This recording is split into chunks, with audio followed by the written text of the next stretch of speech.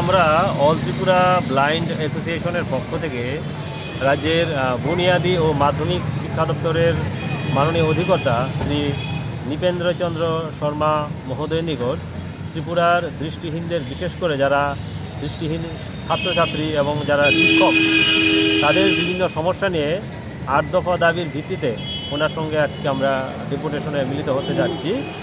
দাবিগুলি হলো দৃষ্টিহীন বিদ্যালয়গুলিতে পর্যাপ্ত পরিমাণে শিক্ষক প্রদান করা।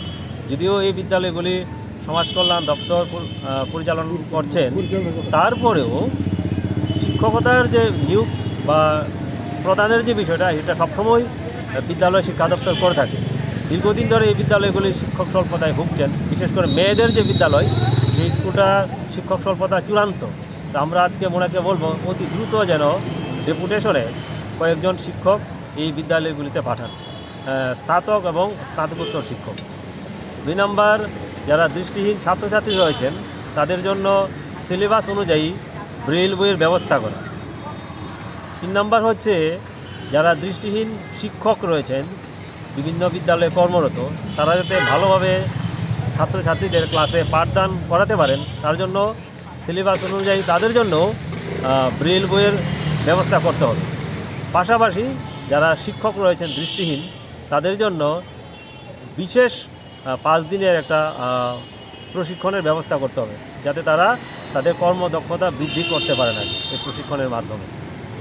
তারপরে হচ্ছে, আপনারা হয়তো বা জানেন যে আমাদের দেশে 2016 সালে বিশেষভাবে সক্ষম ব্যক্তিদের জন্য একটা অধিকার আইন প্রণয়ন করা হয়েছে।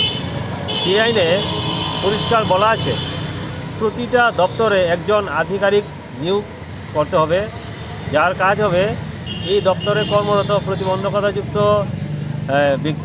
ব্যক্তি যারা, তাদের সমস্যাগুলি সমাধান করা। কিন্তু আমাদের রাজ্যে কোনো দপ্তরেই এই যে অফিসার, সেটা নেই। আমরা আজকে মাননীয় অধিকর্তাকে বলবো বুনিয়াদী এবং মাধ্যমিক শিক্ষা দপ্তরে অবিলম্বে যেন একজন বিশেষ দায়িত্বপ্রাপ্ত আধিকারিক নিয়োগ করেন, যিনি প্রতিবন্ধকতাযুক্ত ব্যক্তিদের বিষয়গুলি দেখাশোনা করবেন। পাশাপাশি আপনারা জানেন যে আমাদের জন্য যে 4% সংরক্ষণ রয়েছে চাকুরি এবং প্রমোশনের ক্ষেত্রে, সেটা যাতে নিশ্চিত করে, আমরা অনেক সময় লক্ষ্য করছি সেই যে সংরক্ষণের যে নীতি, সেটাকে সঠিকভাবে মানা হচ্ছে না, এবং সেটা যাতে চাকুরি এবং প্রমোশনের ক্ষেত্রে সঠিকভাবে মানা হয়, তার জন্য যাতে উনি যথাযথ পদক্ষেপ গ্রহণ করে। পাশাপাশি